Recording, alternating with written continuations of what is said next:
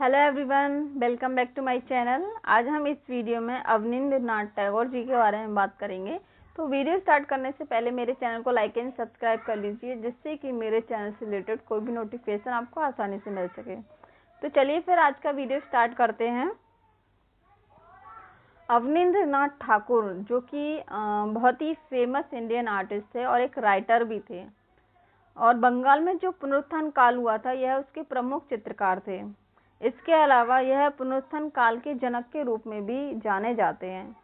तो भारतीय कला, तो इस टाइप का क्वेश्चन कभी कभी एग्जाम में आ भी जाता है कि भारतीय कला में पुनरुत्थान काल के जनक के रूप में किसे जाना जाता है। तो भारतीय कला में पुनरुत्थान काल के जनक के रूप में अवनींद्रनाथ टैगोर जी को जाना जाता है। इसके अलावा यह एक बिगिनर के रूप में भी काफ़ी फेमस हुए थे। उन्होंने बंगाल शैली और ठाकुर शैली, इन दो शैलियों की शुरुआत की थी, और यह बंगाल शैली और ठाकुर शैली के बिगिनर के रूप में काफ़ी फेमस हुए थे। अवनी बाबू का जन्म कोलकाता में हुआ था। कोलकाता में एक जोड़ा सांको नाम की एक जगह थी, जहां पर 1871 यानी कि 1871 में इनका जन्म हुआ था, और इनका जन्म जन्माष्टमी के दिन हुआ था। तो कहाँ हुआ था इनका जन्म? कोलकाता में जोड़ा सांको नाम की जगह पर 1871 ईस्वी में। इनके पिता गुणेंद्र नाथ टैगोर थे और इनकी माता का नाम सौदामिनी टैगोर था। इनकी जो फैमिली थी काफ़ी फेमस फैमिली थी। जिस टाइम पर बंगाल में ब्रिटिश शासन चल रहा था उस टाइम की यह काफ़ी फेमस फैमिली थी। और गगनेंद्र नाथ टैगोर और रविन्द्रनाथ टैगोर भी इसी फैमिली से बिलोंग करते थे।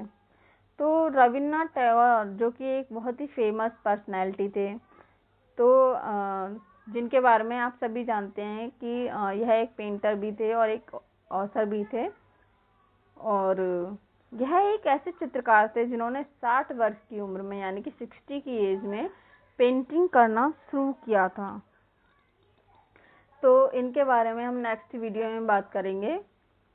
और इसके अलावा गगनेंद्र नाथ टैगोर जो कि अवनी बाबू के बड़े भाई थे, और अवनी बाबू रविन्द्रनाथ टैगोर जी के भतीजे लगते थे। और इनके परिवार में इतने बड़े चित्रकार होने के कारण इनका भी कला के प्रति एक इंटरेस्ट जागरूक हुआ, और यह भी कला के प्रति काफ़ी जागरूक हुए थे। तो इनका जो परिवार था वह काफ़ी कलात्मक दृष्टि का था। तो जो बड़े बड़े चित्रकार थे उनका इनकी फैमिली में आना जाना लगा रहता था। तो जब अवनी बाबू छोटे थे तो एक दिन राजा रवि वर्मा जो कि एक बहुत ही फेमस इंडियन आर्टिस्ट थे, और जिनके बारे में मैंने अपने पिछले वीडियो में बताया है, तो आप वहां जाकर राजा रवि वर्मा के बारे में देख सकते हैं। तो राजा रवि वर्मा जब अवनी बाबू के यहाँ आए तो अवनी बाबू ने अपने चित्रों को इनको दिखाया था, और इनके चित्र राजा रवि वर्मा को इतने पसंद आए कि उन्होंने इनके चित्रों की काफ़ी प्रशंसा की थी। और इनका एक चित्र था साझा के अंतिम दिन, जो कि इनको बहुत पसंद आया था, और इस चित्र की उन्होंने काफ़ी प्रशंसा की थी। इसके अलावा अवनी बाबू ने संस्कृत स्कूल से स्टडी की थी, और उसके बाद इंग्लिश मीडियम स्कूल से स्टडी की थी, यानी कि पहले संस्कृत स्कूल से और उसके बाद इंग्लिश मीडियम स्कूल से इन्होंने स्टडी की थी। और कला में इनका इंटरेस्ट होने के कारण इन्होंने 2 चित्रकारों से कला की शिक्षा भी प्राप्त की थी। तो ये जो चित्रकार थे वो ब्रिटिश चित्रकार थे, जिनमें पहले थे सिनोर गिल्हाडी जो कि एक इटालियन आर्टिस्ट थे, जिनसे अवनी बाबू ने पेस्टल कलर में पेंटिंग करना सीखा था। और दूसरे थे चार्ल्स एल पामर, यह एक यूरोपियन आर्टिस्ट थे।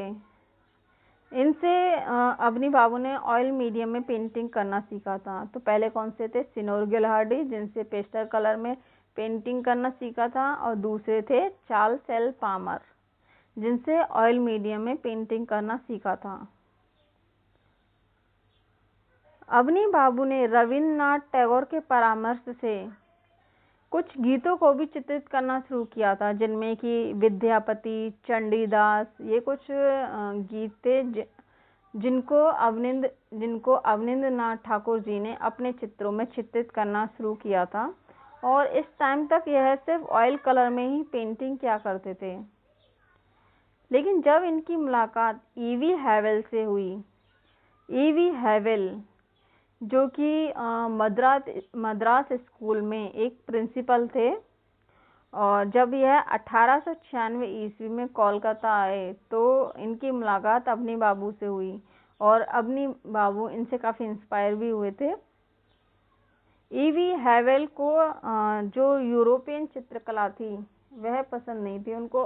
वह भारतीय चित्रकला के तरफ काफ़ी वह भारतीय चित्रकला से काफ़ी इंस्पायर हुए थे और भारतीय चित्रकला उनको काफ़ी पसंद थी। और जब उन्होंने यहाँ के जो चित्रकार थे, कोलकाता के जो चित्रकार थे, जब उन्होंने इन चित्रकारों को यूरोपीय शैली में काम करते हुए देखा तो उन्हें अच्छा नहीं लगा और उन्होंने उन चित्रकारों को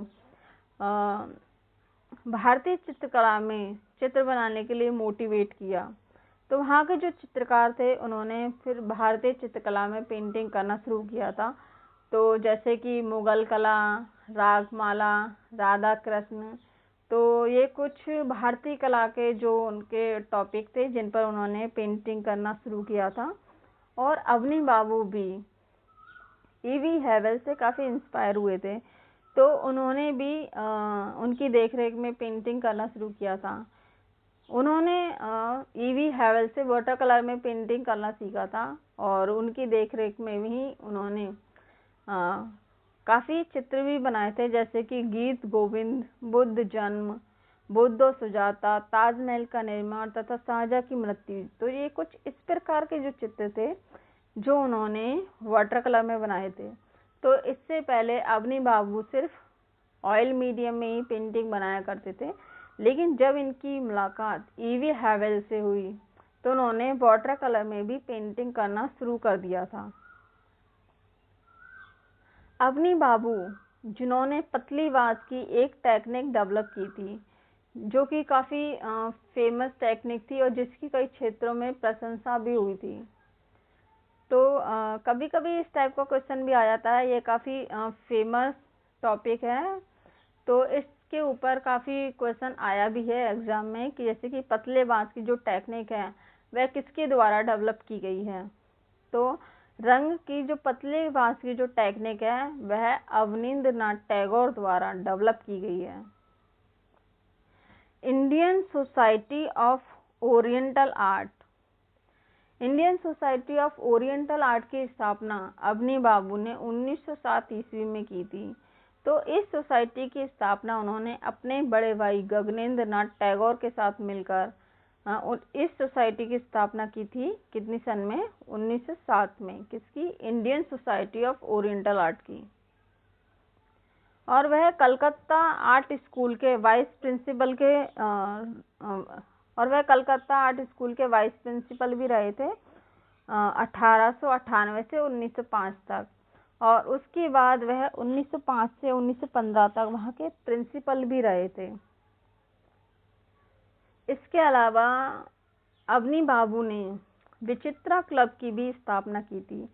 विचित्रा क्लब जो कि 1919 में जिसकी स्थापना की गई थी, और यह भी काफ़ी मोस्ट इम्पोर्टेंट है कि एग्जाम में इस टाइप का क्वेश्चन भी आ जाता है कि विचित्रा क्लब की स्थापना किसने की थी। तो विचित्रा क्लब की स्थापना अवनींद्र नाथ टैगोर के द्वारा की गई थी 1919 में। यह एक क्लब था, यह एक विचित्रा क्लब था जहाँ पर कला की गतिविधियाँ होती थी। तो मतलब जहाँ पर जो चित्रकार थे वह एक साथ मिलकर डिस्कशन किया करते थे कि भारतीय कला को कैसे उसे प्रमोट किया जाए, कैसे उसका प्रचार प्रसार किया जाए। तो कुछ इस टाइप का डिस्कशन वो सब चित्रकार यहाँ पर मिलकर किया करते थे। और इसी टाइम पर 1919 में शांति निकेतन में एक कला भवन की स्थापना भी हुई थी। तो 1919 में शांति निकेतन में कला भवन की स्थापना हुई थी और जो इनके स्टूडेंट थे नंदलाल बसु यहाँ के प्रिंसिपल बने थे। तो नंदलाल बसु को यहाँ का प्रिंसिपल बनाया गया था। और अवनींद्र नाथ ठाकुर को कोलकाता विश्वविद्यालय में जो ललित कला डिपार्टमेंट था उसके यह भोगेश्वरी प्रोफेसर के पद पर भी इन्होंने कार्य किया था। कहाँ पर किया था? कलकत्ता विश्वविद्यालय में जो ललित कला डिपार्टमेंट था वहाँ उन्होंने बागेश्वरी प्रोफेसर के पद पर काम किया था। इन्होंने कई मीडियम में शिक्षा प्राप्त की थी, जैसे कि हिंदू, बौद्ध, मुगल, फारसी, तिब्बती, चीनी, जापानी, जावा, कंबोडिया की, इंडोनेशियाई, इसके अलावा सियामी कला का भी ज्ञान प्राप्त किया था। तो इनके जो इन्होंने इन शैलियों में जो ज्ञान प्राप्त किया था उसकी झलक इनके चित्रों में भी दिखाई पड़ती है। तो जैसे कि उनके जो चित्र थे जमुना, जो कि उन्होंने 1926 में बनाया था, यह एक चित्र था। जमुना एक 1926 में बनाया गया एक चित्र था जिस पर ब्रिटिश प्रभाव देखने को मिलता है। और इसके अलावा यात्राकांत जो कि उन्होंने भारतीय शैली में बनाया था। और इसके अलावा खिलौना जो कि एक चित्र था जो उन्होंने चीनी जापानी शैली में बनाया था। और यह एक लेखक भी थे, तो इन्होंने एक पुस्तक भी लिखी थी, षडंग। षडंग एक चित्रकला के 6 अंगों पर आधारित एक पुस्तक थी और यह भी काफ़ी मोस्ट इम्पोर्टेंट है और इस टाइप का क्वेश्चन भी आ जाता है कि षडंग पुस्तक किसके द्वारा लिखी गई है। तो ये जो षडंग पुस्तक थी यह अवनींद्र नाथ टैगोर द्वारा लिखी गई थी और यह चित्रकला के 6 अंगों पर आधारित पुस्तक थी। तो इस पुस्तक का यह जो बुक थी षडंग, इसका 2 भाषा में अनुवाद भी किया गया था, अंग्रेजी तथा हिंदी। इसका 2 भाषा में अनुवाद किया गया था, अंग्रेजी तथा हिंदी में।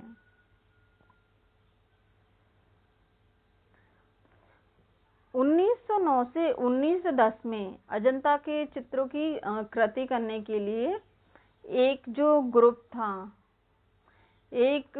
था जो कि हैरिंगम की जो कि लेडी हैरिंगम थी, उनकी अध्यक्षता में भारत आया था। तो जब इनकी मुलाकात अवनी बाबू से हुई थी तो उन्होंने उनको बताया था।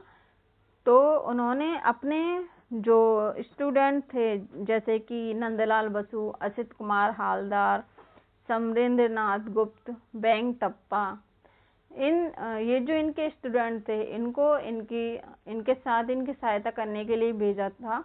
और ये जो ग्रुप था वह लेडी हैरिंगम की अध्यक्षता में आया था और यह ग्रुप अजंता के चित्रों की अनुकृति करने के लिए आया था। कहाँ से आया था? इंग्लैंड से।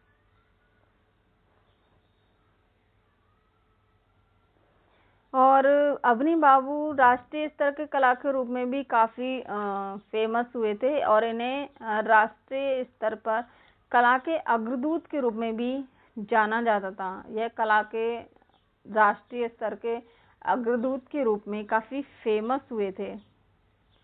और इन्होंने काकी मीनो एक कुंडली चित्र भी बनाया था। काकी मीनो एक कुंडली चित्र था जो कि जिस पर जापानी प्रभाव देखने को मिलता है और यह काफ़ी फेमस चित्र था काकी मीनो। इसके ऊपर भी एग्जाम में कुछ क्वेश्चन आ जाते हैं। और इनके जो कुछ फेमस स्टूडेंट थे जिन्होंने अवनी बाबू से शिक्षा प्राप्त की थी और जो कि बहुत ही जब उन्होंने इनसे शिक्षा प्राप्त की थी तो भारत सरकार ने उनके जो स्टूडेंट थे उनको अच्छे पदों पर नियुक्त किया था और यह उनके लिए एक बहुत बड़ा सम्मान था। तो इन शिष्यों में इनके जो शिष्य थे उनमें प्रमुख थे नंदलाल बोस, समरेंद्र नाथ गुप्त, सुरेंद्र नाथ गांगुली, असित कुमार हालदार, के वेंकटप्पा, शैलेंद्र नाथ डे, क्षितेंद्र नाथ मजूमदार, शारदा उकील, मुकुल चंद डे, प्रमोद कुमार चटर्जी, बीरेश्वर सेन, देवी प्रसाद राय चौधरी, पुलिन बिहारी और कालीपद घोषाल और मनीषी डे। यह कुछ ऐसे चित्रकार थे जो कि अवनी बाबू के शिष्य थे और इन्हें भारत सरकार ने बहुत ही अच्छे अच्छे पदों पर नियुक्त किया था।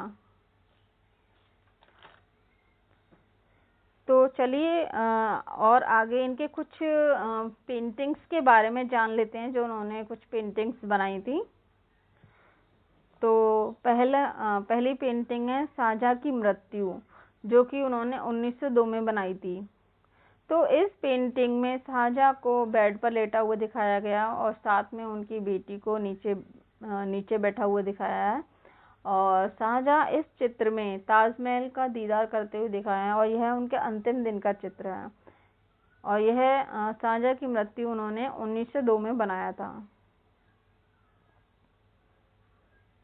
इसके अलावा भारत माता, यह उन्होंने 1905 में बनाया था।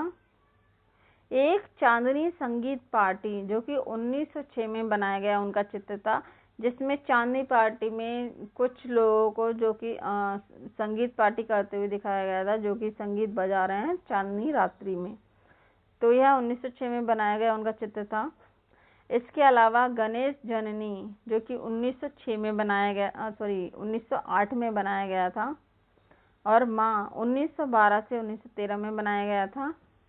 और कृष्ण का जन्म, जो कि 1895 से 1897 में बनाया गया उनका चित्र था। और आर्मरी उन चीज़ों को कहा जाता है जैसे युद्ध में जो चीज़ें इस्तेमाल होती हैं, जैसे कि तलवार है, बंदूक है, छत्र है, कुछ इस टाइप की चीज़ें जो कि युद्ध में इस्तेमाल की जाती हैं, उन्हें आर्मरी कहा जाता है। तो इसके ऊपर भी उन्होंने ये चित्र बनाया था, आर्मरी। और बुद्ध की जीत, जो उन्होंने 1914 में बनाया था। और इसके अलावा कृष्ण नाव वाला, इसमें कृष्णा को नाव चलाते हुए दिखाया गया है और यह 1895 से 1897 में बनाया गया चित्र था। इसके अलावा यात्रा का अंत, जो उन्होंने 1913 में बनाया था और यह भी काफ़ी फेमस चित्र था और इस चित्र के जरिए उन्होंने यात्रा के अंत को दिखाया है। और अवनी बाबू ने 1940 के बाद में, यानी कि 1940 के बाद में अवनी बाबू ने जो ऑयल वगैरह है, इन चीज़ों से पेंटिंग करना बंद कर दिया था। उन्होंने खिलौने, पाषाण खंडों और जो कि वृक्ष की शाखाएं वगैरह होती हैं और उनकी जो जड़ें हैं और पत्थर वगैरह हैं, इनसे पेंटिंग बनाना शुरू किया था। तो ये उनकी छाप लेकर फिर उनकी छाप लेकर चित्र बनाया करते थे और 1951 में इनका देहांत हो गया था। तो आज की वीडियो में बस इतना ही। आई होप कि आपको ये मेरा वीडियो पसंद आया होगा और अगर आपको ये मेरा वीडियो पसंद आया तो प्लीज़ इसे लाइक एंड शेयर ज़रूर कीजिएगा। तो आज के वीडियो में इतना ही। Thanks for watching my channel.